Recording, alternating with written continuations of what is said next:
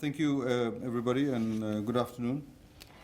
We'd like to now announce as has been mentioned earlier on, the second round of the 360 assistance to those people who are unemployed in the formal and the informal sector. As announced earlier on, and just to reiterate now, the applications for the second round of the 360 assistance will open at 9 a.m. on Monday, 11th of October, 2021, which is next week, Monday, and close at 5 p.m. on Friday, 15 October 2021. This, of course, gives everybody 5 full days to actually apply for the 360. The 360 payments, once the applications close, of course, it closes on the 15th of October. The payments for the 360 for those who are eligible will be made in early November, in time for, of course, Christmas and Diwali, and if you want to stretch it further, for New Year's. It will cover a period of 3 months. It will cover a 3-month period from November to January. All affected individuals, 18 years and over, in Viti Levu, can apply by dialing *161#, and they need to provide the following information: the full name, birth registration number or citizenship number, date of birth, tax identification number, FNPF number, if any, voter ID number, home address, declaration to confirm if the applicant has received his or her second jab of COVID-19 vaccine, and of course they need to provide the location of the vaccination, consent for the Fijian government to access the applicant's vaccination details, should there be any clarification that is required, and a stat dec to confirm that all the information provided is correct. Please, for those people who will be applying, if you don't give your consent for the Fijian government to access your vaccination details, and should there be a need to provide clarification on your vaccination details, and if you don't give consent, we won't be able to process your application. Individuals who are employed, of course, and those who receive other forms of government assistance are not eligible for this assistance, as stated earlier on, which includes, of course, civil servants, those employed in the private sector and statutory bodies, including those on reduced hours, all those on the FNPF pension scheme, all students on tertiary education loan scheme and topper scholarship receiving living allowances, social welfare recipients, and all those below the age of 18 years. Only those who have received both doses of the vaccine by 31 October can qualify for the assistance.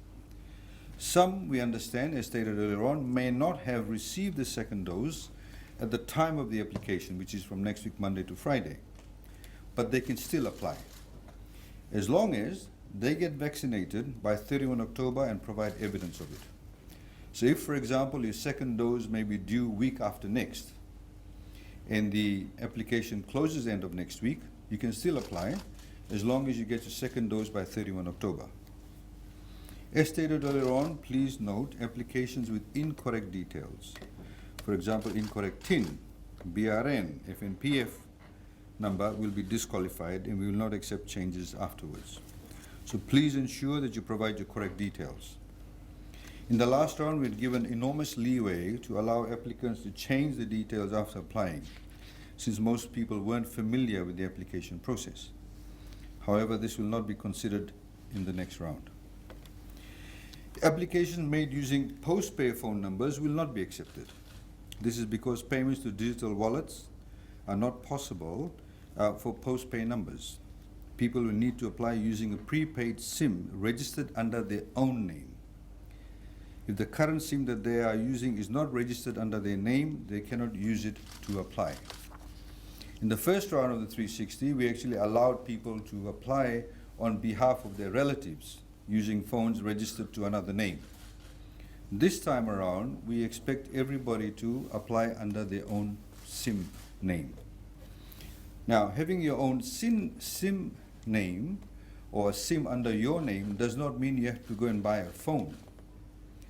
But you can register, you can get a SIM under your own name. Now, currently, Vodafone SIMs are available for free until the end of October. So if, for example, you may have applied on behalf of your grandfather or grandmother or your parent the last time, they must now get a SIM under their name. It will not cost them. You get the SIM under their name, you can put the SIM in your phone and make the application under their name. So the name on the SIM and the name of the applicant will gel, will be aligned. And it does not cost an extra cent. Digicel SIMs, they're also free of charge, but they require you to top up by $10. Whereas Vodafone does not require you to top up by $10. You simply get the SIM for free. The application, of course, does not cost a cent, so you can apply. And of course, you can also receive your M-Pesa money without actually having any credit on your SIM. So that solves the problem. But please ensure that the SIM name must gel with the applicant's name. We of course encourage everybody to use their money wisely and responsibly. You don't have to, as we've noticed, you don't have to go and queue up at a Vodafone or Digicel outlet or any of the commercial banks to withdraw your funds in cash. You can actually purchase goods from shops that have the QR codes, and you can pay directly from the M-Pesa. We noticed some people the last time went ahead to other shops and who charged them lots of money to simply give them cash. You'll be wasting your money. We encourage you not to do that. So far, government has provided $343 million in direct cash assistance to affected Fijians, which includes $205 million in top-ups for the FNPF COVID-19 unemployment assistance, $10.6 million for the $90 cash assistance, $21.4 million for both rounds of the $50 cash assistance, and $106 million for the first round of the $360 cash assistance. These programs have helped to support roughly 300,000 Fijians through the COVID-19 pandemic.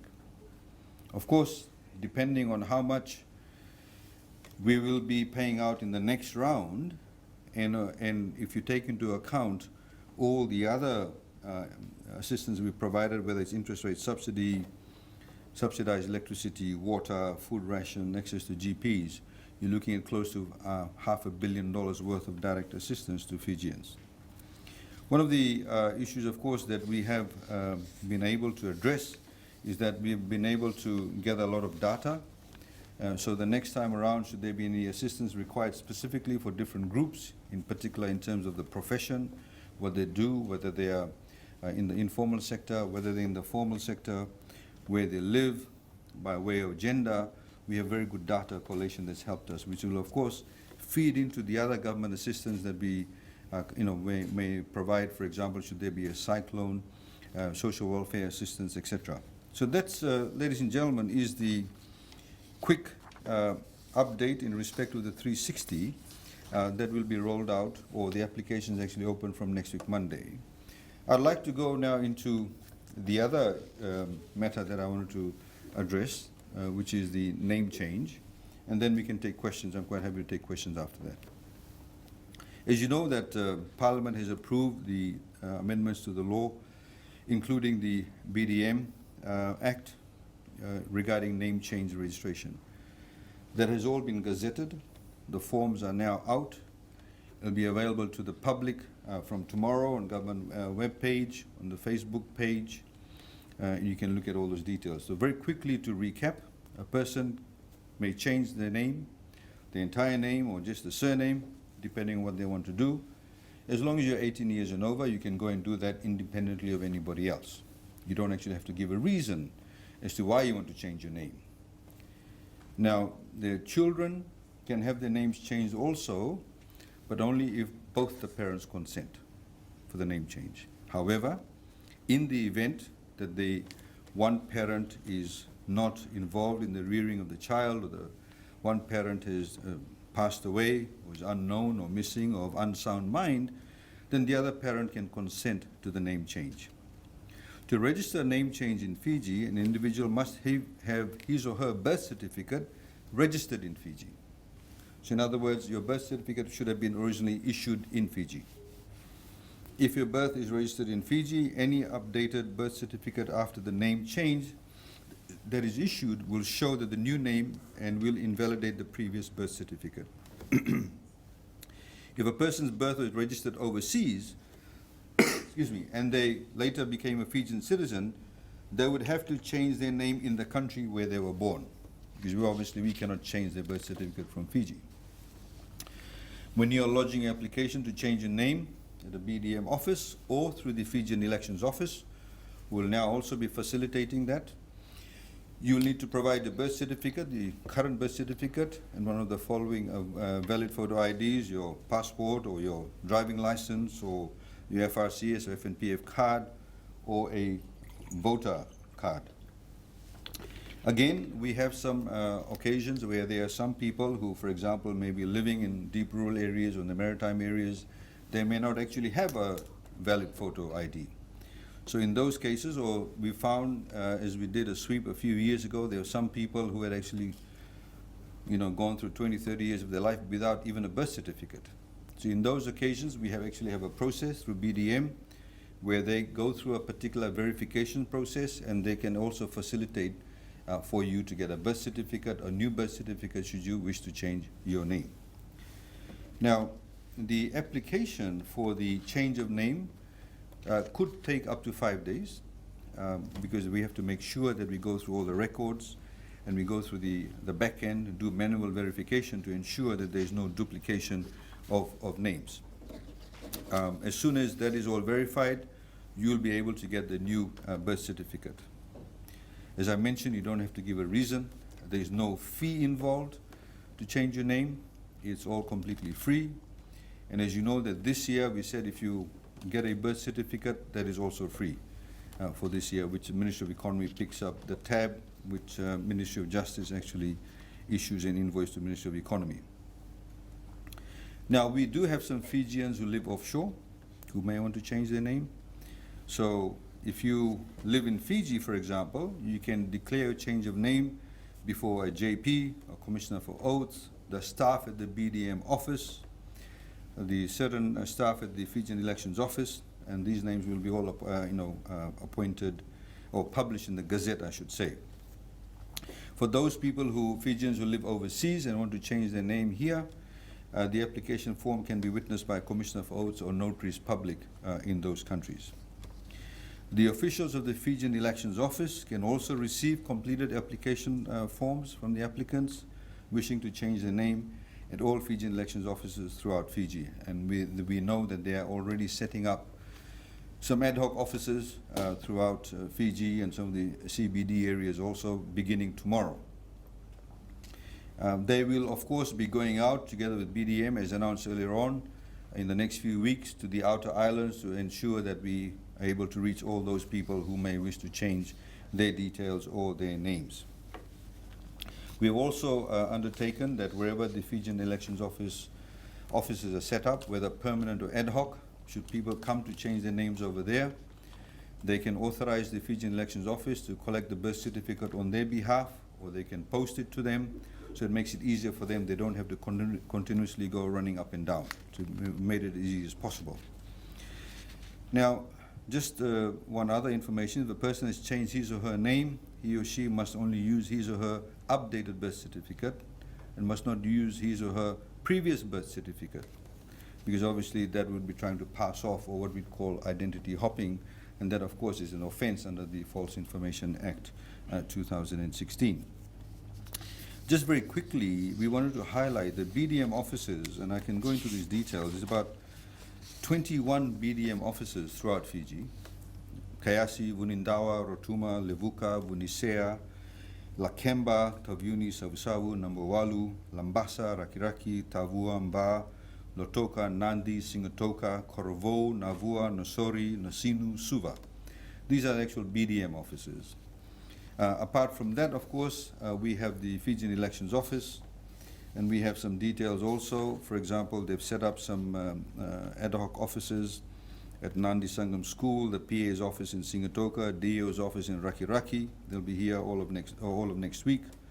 St. Teresa's School in Ba, all of next week they'll be there. Civic Center next week, Damodara City on Sunday, Nakasi Mall tomorrow and Sunday, Of course, at the voter registration center in Suva town, Navua town, Ngaloa village, actually, they'll be there. In fact, some of them are there as we speak. And of course, as I mentioned, the outer islands in the next few weeks. They've also made, they reached out to business houses, so they can actually go to workplaces. And already 5 workplaces or business houses have actually reached out to them. So Lautoka, Nandi, and Suva, and they'll be attending to that next week. So it's become quite seamless in respect of wanting to change your details, wanting to change your name should you wish to do so. Of course, you don't have to do so, that's your choice. And the idea is to ensure that there is synchronization of your name as far as all the official records are concerned. The commissioners for oaths, or who are the commissioners for oaths, they're all available at the legal aid offices, the lawyers at the legal aid offices. Legal aid offices, a number of offices throughout Fiji. You can go there, they can witness your signature, of course, at the AG's chambers too. You'll find the details available on the web page. We have the justices of peace throughout Fiji, in the outer islands, the maritime areas, deep rural areas too. And again, those details are found on the Ministry of Justice website. And we have a number of people who will be available to respond to any of the queries that you may have. We're also putting up phone numbers of people that you can ask any questions of in respect of that matter. So they are the two major issues that we wanted to address. And we look forward to the genuine applicants as far as the 360 is concerned. We also look forward to people who do want to change the details, want to update the voter card, to go through the process. And as you know, that in the next few weeks there'll be quite a lot of activity, and we encourage people to take advantage of this opportunity, in particular when there's no cost involved, to carry out these changes. So thank you very much, and I'd like to open the floor for any questions you may have. Thanks.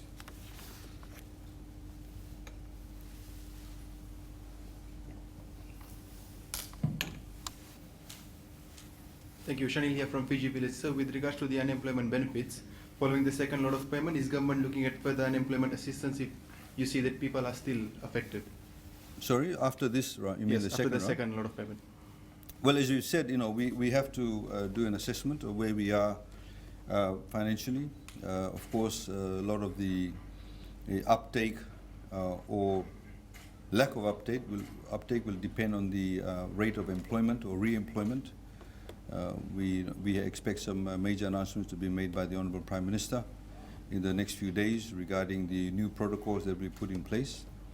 But we're already seeing, with the rate of vaccination increase, with the curfew hours, of course, now shortened, that a lot more people are going back to work.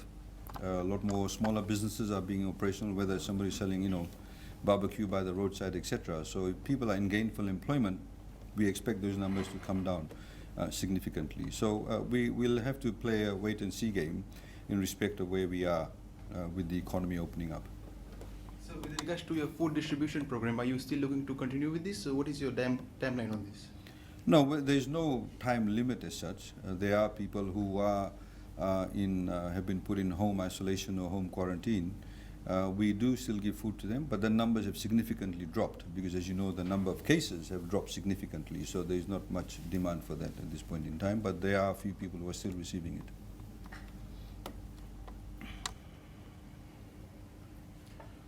So Shelvin from the Fiji Sun, are we still on time to open the international borders, and how many countries have we set up a bubble with, a travel bubble, to allow this to happen? I think we should wait for the announcements to be made in respect of that, the protocols, etc., for another occasion, or in particular when the Honourable Prime Minister will make the announcements.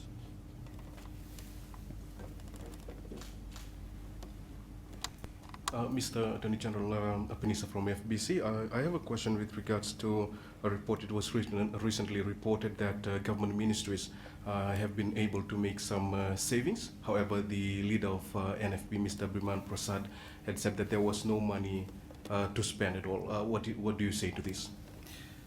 Yeah, I mean, I saw the very generous coverage that Fiji Times gave, I think 3-4 pages, seems like on a daily basis on that. Government never said that there were savings. If you look at the financials that were actually tabled in Parliament, we never mentioned savings. There were, of course, we had greater than expected revenue increase because of some of the budget support we got. As we have, I actually urge you to go to the Ministry of Economy website. And if you go to the website, you'll see that all those matters, in fact, have been put more in detail and clarified. We had greater than anticipated revenue increase because of the budget support we received. The tax revenue had actually was lower than expected, but overall the revenue increase was there. And of course there was some underspending, as you would expect.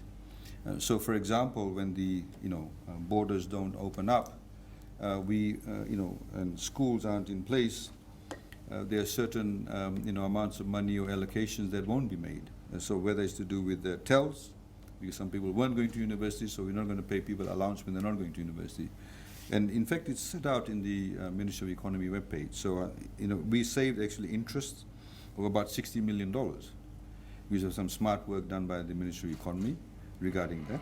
We got loans that were far more cheaper than we anticipated. So there was a savings of about $60 million. Salaries and wages, when I say savings, I mean we did not spend that much money. So there was salaries and wages, about $44.4 million because we did not have any new recruitments. As we said, we were going to sharpen our skill sets and our pens in that respect. Transport infrastructure investment sector project is about $62.7 million that we had budgeted, but was actually not spent, obviously.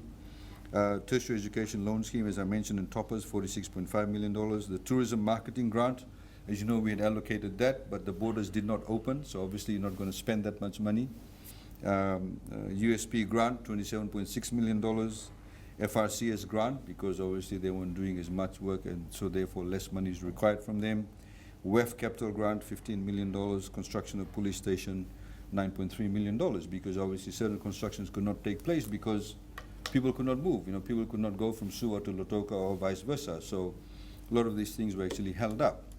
So we've never used the word savings, and I think it is completely inappropriate to give that political spin to it.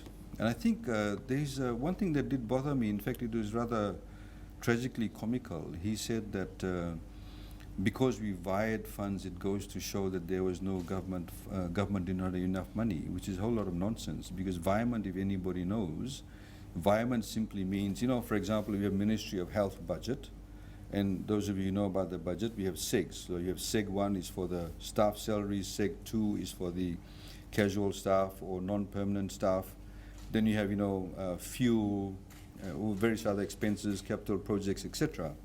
Environment means, so for example, if Ministry of Health may have not spent as much as it was said in the budget, say for example, for buying equipment, but they needed more money to, for example, spend in quarantine, they would use that particular amount of money that was not saved there and via it to save in another segment of expenditure. But the total expenditure for that head remains the same.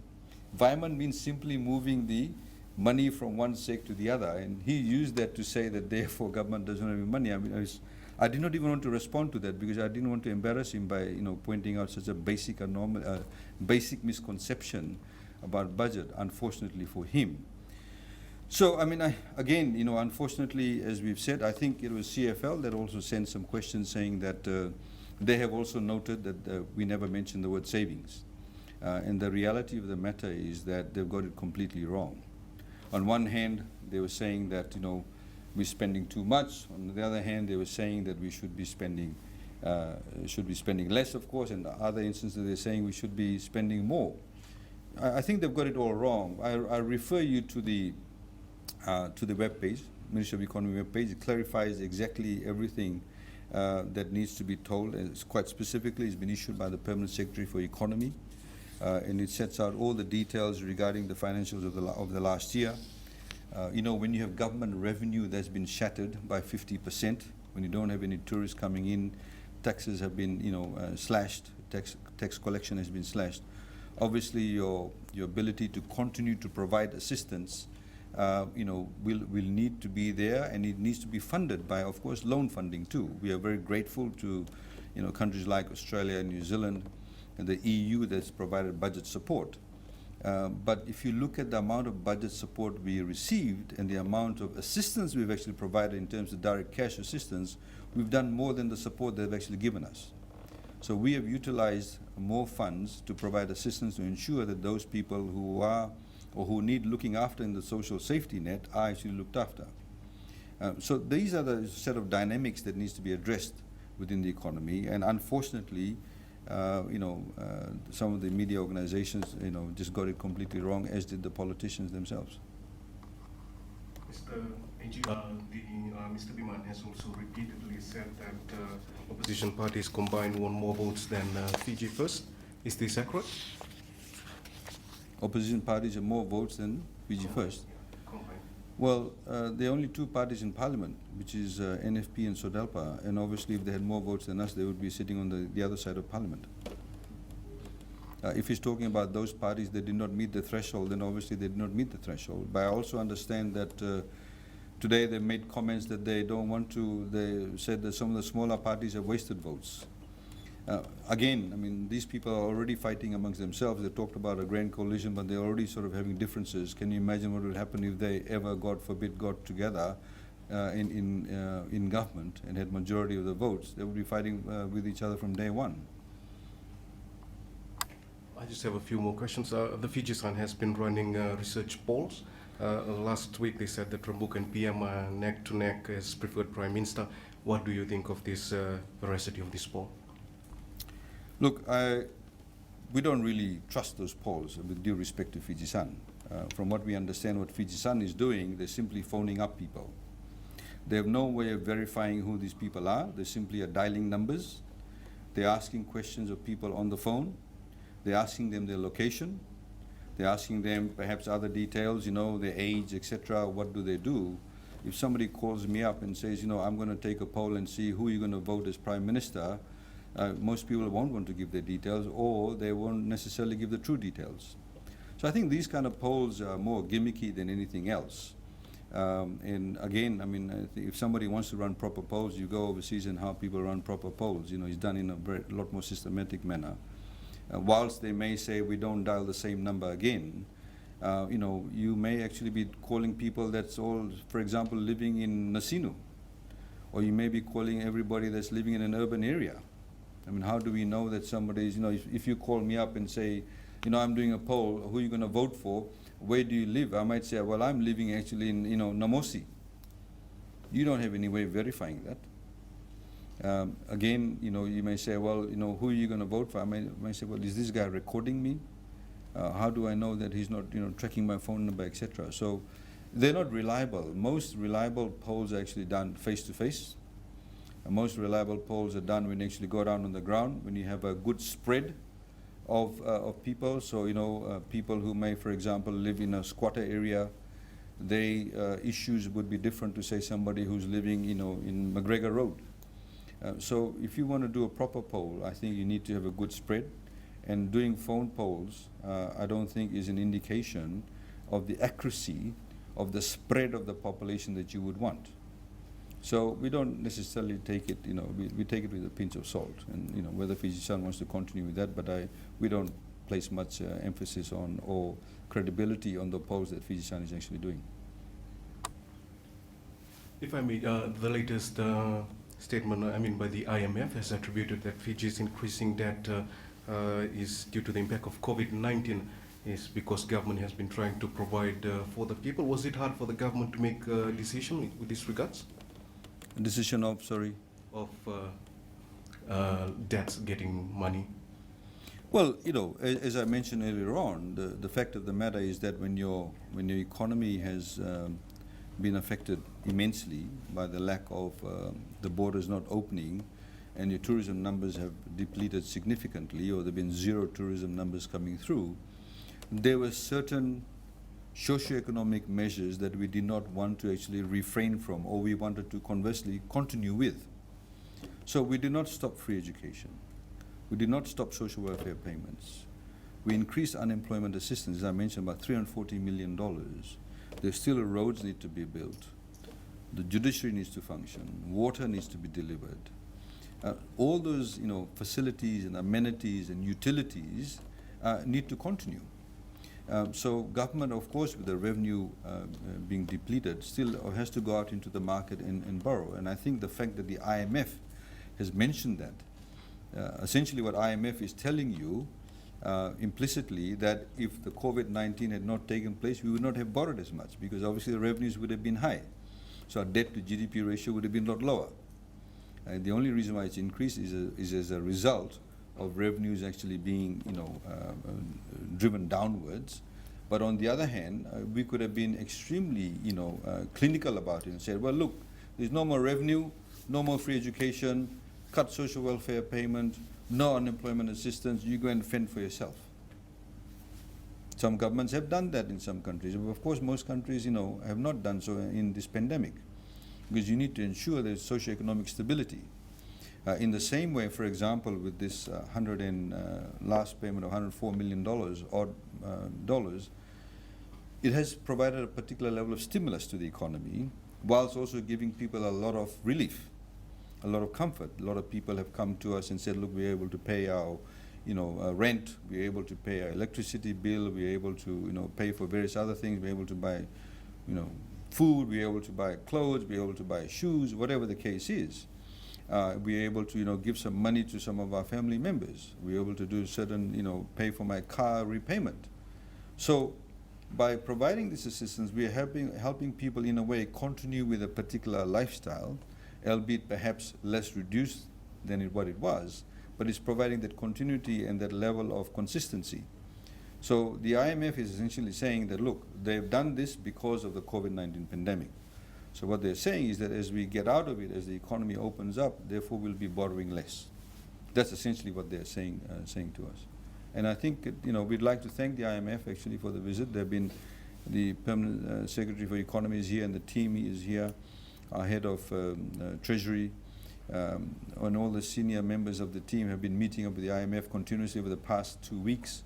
They've had consultations, direct consultations with members of the private sector, with various institutions, the banks, etc. So they have, after all of those meetings, and they've of course met them all virtually, they have come to this particular conclusion. And I had a meeting with them this morning regarding that, and they very well understand the situation that we are in. We also, they also recognize the fact that government has a long-term and medium-term strategy regarding our debt. The trajectory actually we were on was on a downward trend in respect to our debt to GDP ratio, but of course the events of COVID-19 has kind of precipitated the situation that we are in. So, they are cognizant of that. We are also, from our perspective, we have on the international stage, led by our Prime Minister, for example, put forward the positions of SIDS, in particular with COP26 now coming ahead. We have a double whammy, both in terms of climatic events and together with the pandemic. So there is more call for action, not just in respect of NDCs, etc., and high ambition, but also in respect of accessibility of concessional financing. That's critically important, not just to address the pandemic issue, but also the sort of climate-related issues. And for us, it's one of the same. Climate finance actually equates to development finance. And we've seen there's been some good news we've received just this morning, and we'll give out information on that in respect of the addressing the issues pertaining to our marine vis-a-vis the reefs. There's been an allocation through GFC of in excess of about $120 million available for the Pacific. Fiji has already identified a number of, I think, in excess of 3 projects. We've already written up the project proposals.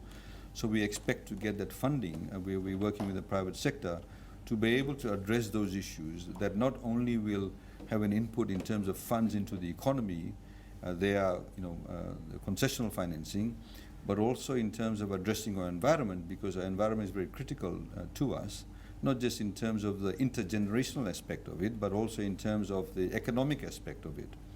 So there's a number of fronts that are being worked upon in that respect, and we of course are very thankful to the IMF for their level of engagement with us and how we can map our way forward. So the IMF has also stated that Fiji's high-level debt is mainly because of the COVID-19 pandemic.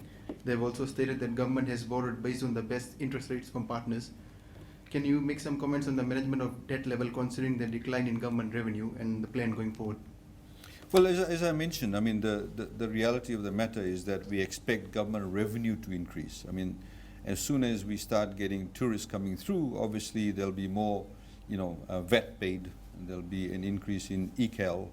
There'll be businesses that will start being rejuvenated, whether it's tour companies, whether it's the taxi driver, whether it's the gardener being re-employed, whether it's the people who come and clean the room being employed. So it creates economic activity, it brings money into the economy, and the revenue will then increase. So when you have increased the revenue, obviously you need to borrow less.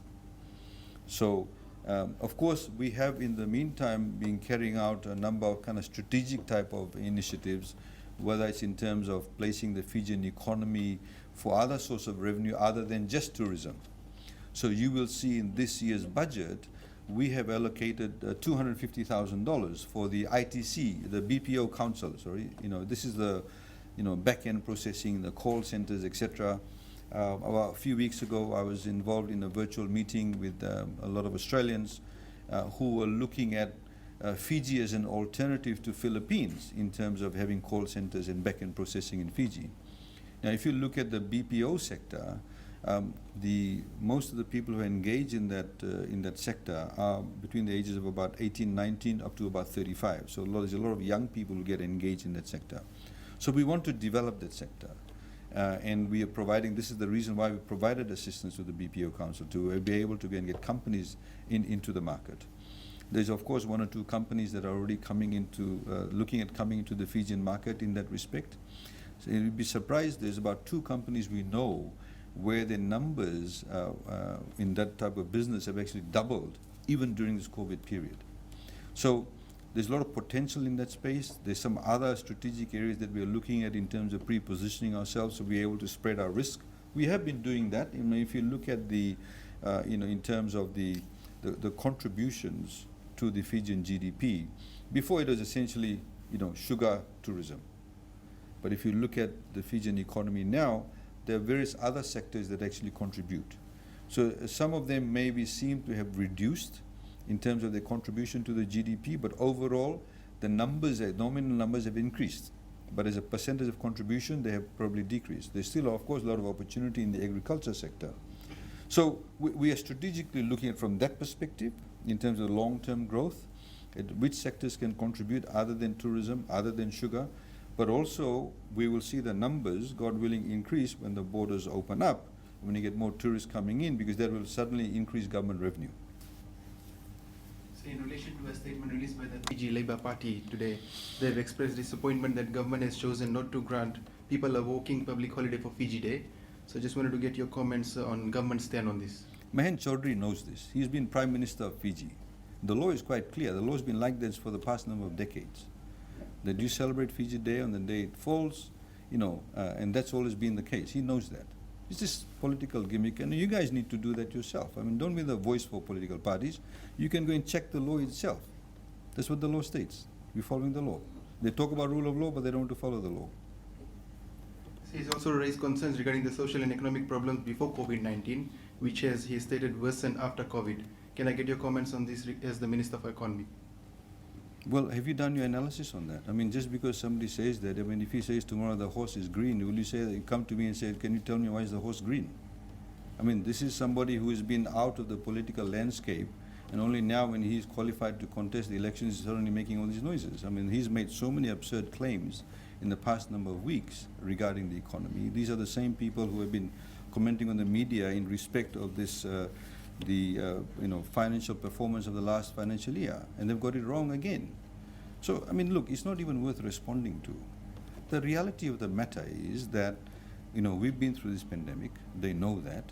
The reality of the matter is that the global economy has also changed significantly. I mean, I don't know how many of you actually read articles.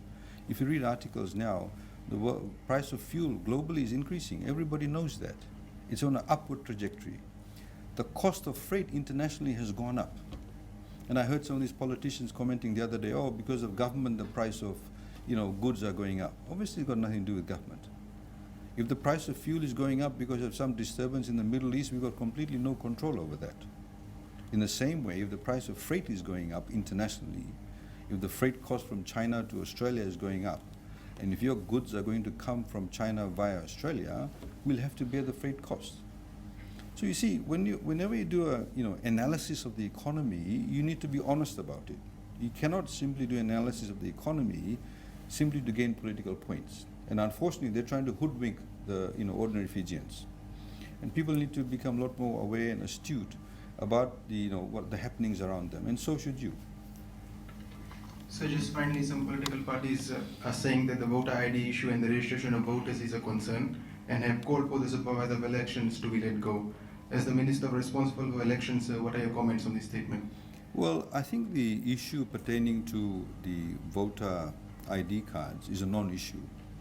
I've just read out to you, what will be taking place in terms of those people who may want to change their names, so their names are aligned with the voter list.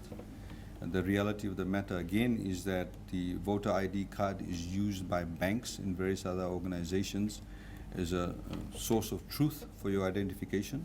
They use that as a primary source of identification, and it will make things a lot easier for people. There are already people who are queuing up. They're changing their voter ID card. They're getting the latest ID card. We've laid out a plan in respect to what's happening on Viti Levu, and that the BDM office, together with the Fijian Elections Office, will be going out to the outer islands. So all of that will be, essentially addressed.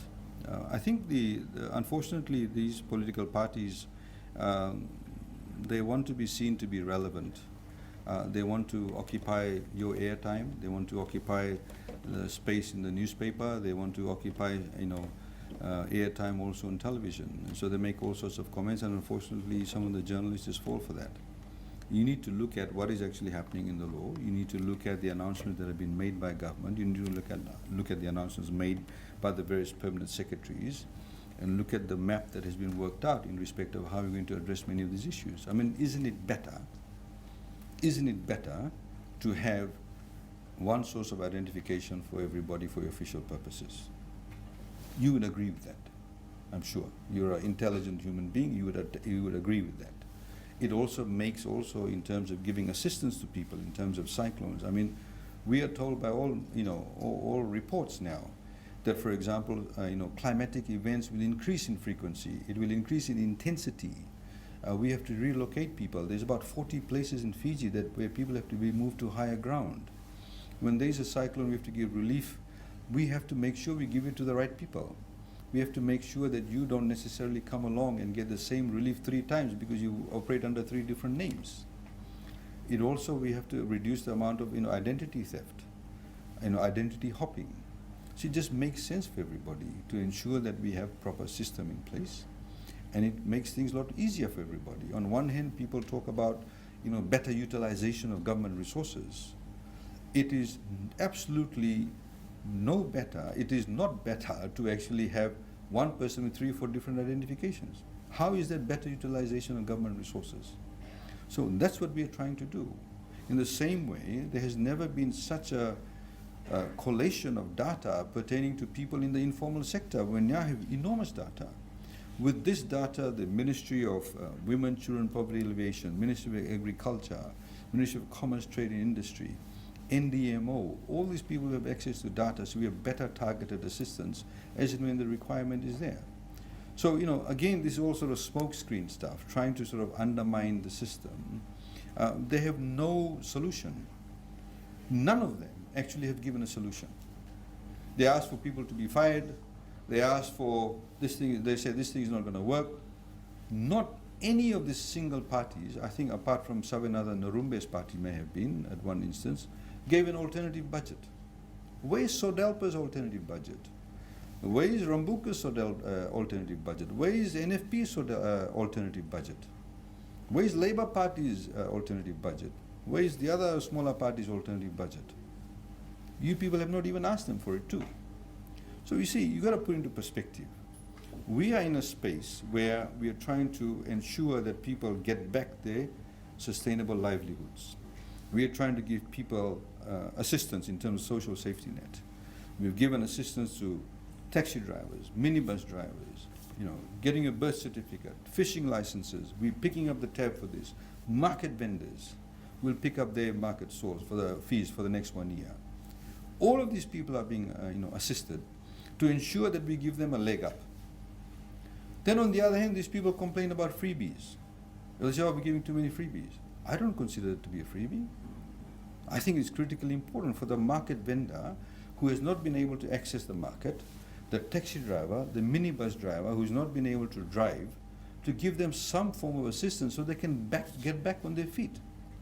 $200 million, micro, small, medium enterprises, interest rates we will pick up for the next 2 years. Banks have agreed they won't charge them principal repayments. They won't charge them bank fees and charges. Why? So they have 2 years, build back their business. Small, medium enterprises, micro enterprises, when they get back on their feet, they actually employ people. One person here, 2 there, 3 there, the tire shop guy, the garage person, people doing barbecue, whatever it is, they employ people. So this is how you actually have a solution, and we built in solutions. None of them have given a solution. Now, you had one of them saying, we must follow New Zealand, do a lockdown. What has New Zealand just said? Lockdown's not going to work. That we have to live with COVID-19. Our Prime Minister said this months ago. And they, tried to ridicule him for that. When we said this is the game plan, they ridiculed that. Go, follow New Zealand. What will they say now? You see, this is the point. They don't have long-term solutions. They don't think about the big game plan. They're simply trying to score political points every day or every hour. How do I look on TikTok? How do I look on Facebook? That's what they're all about. And they simply make statements, and unfortunately some journalists just pick it up and run with it, without themselves verifying what the truth is, without verifying is there any merit in what they are saying.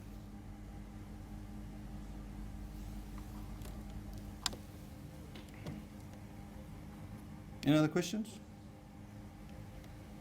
Okay. Just with regards to Housing Authority, they've done some extension in terms of the assistance they're providing to Fijians.